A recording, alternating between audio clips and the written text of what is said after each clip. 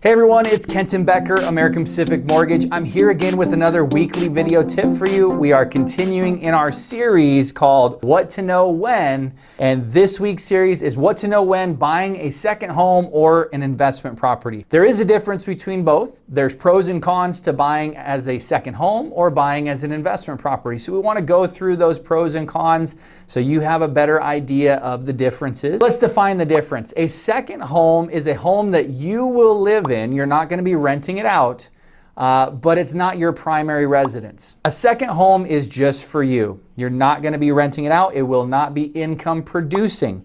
It does have to be at least 50 miles from your current residence to be defined as a second home. There is a minimum down payment of 10% down, and that's actually one of the benefits of buying as a second home is that the down payment is lower. You can get away with as little as 10% down. Also, second homes do tend to have lower interest rates, but only when you do a higher down payment. If you're doing the minimum down payment of 10% down, your interest rate is not going to be that great. If you're putting much more down, such as like 30%, 40% down, that interest rate is really good, almost to the level of just buying a regular home and owner-occupied interest rates. The downside to buying a second home, though, is that you have to fully count that monthly payment against you, and you not only have to be able to qualify for your current house payment, but also the second home payment. So that is double the amount of debts that you have to be able to qualify for, which sometimes makes it a little bit harder to qualify. Okay, now let's talk about an investment property. Buying a home as an investment property is a property you are going to rent out. You're not necessarily going to live in there, although you can. If it becomes a vacation rental, something along those lines, you might be able to live in it for a period of time and then rent it out the rest of the year. There's no restrictions on the distance for a rental property. They could be your neighbor.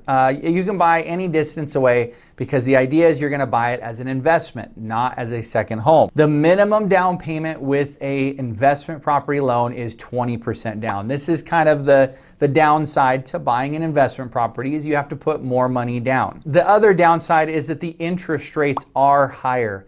Unless you're putting 25 or 30% down, where the interest rates get a little bit better, not as good as second home, but they're a little bit better. Those interest rates are still higher buying an investment property. Now, here's the big benefit though to buying it as a investment property or rental is that you can count the rental income on that home to help offset that payment. So if you're having a hard time qualifying for that second property because you can't handle both your house payment plus the new home payment, that's where you can use the rental income to help offset it as an investment property loan. So there's a couple options: buying as a second home, buying as an investment property, whichever one might be best for you. It is something that we talk with a lot of clients about when they're looking to purchase another home and the benefits of both, how they may want to use one over the other. So give me a call if I can help answer any other questions on it, or if you've been interested in buying either an investment property or a second home, give me a call or comment below and we'd be happy to help you out. Thanks so much for joining me this week. Have a wonderful week.